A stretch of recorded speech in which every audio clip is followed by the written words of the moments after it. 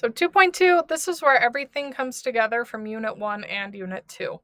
So now we know right triangles. There's the Pythagorean theorem, there's sine, cosine, tangent, and then there's inverse operations. So this is all stuff we've learned.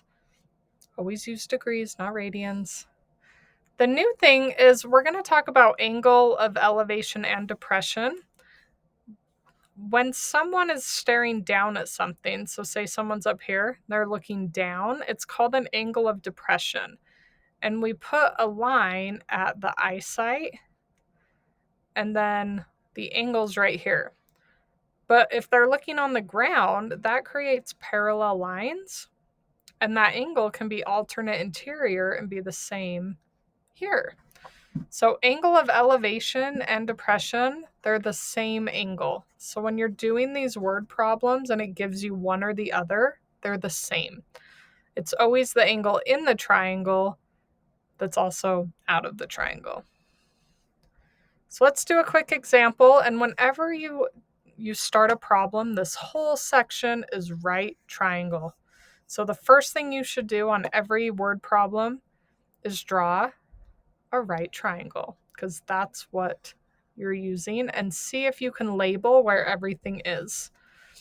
So an observer is 120 feet from the base of a television tower. So think about, what side would the tower be?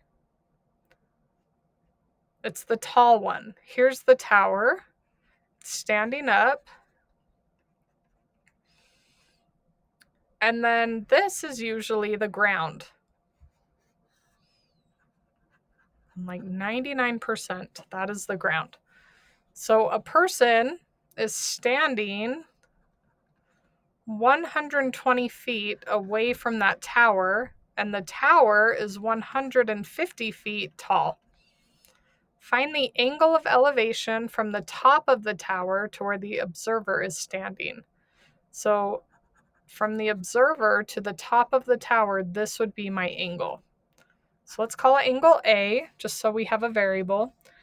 And now we do what we've been doing. Sine, cosine, or tangent? Tangent, because we have the opposite and we have the adjacent. We just need to solve. So tangent of our angle equals opposite over adjacent.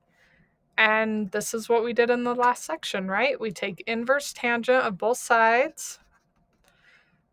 So we have A equals inverse tangent of 150 over 120. And we're rounding to the nearest hundredth. That's two numbers after the decimal. And then you just put it in the calculator. So functions, inverse tangent, 150 over 120, 51.34 degrees. So this whole section, it's stuff you already know how to do, except now it's in a word problem, and you have to draw your own triangle and label your own triangle. That's the only new thing in this whole section.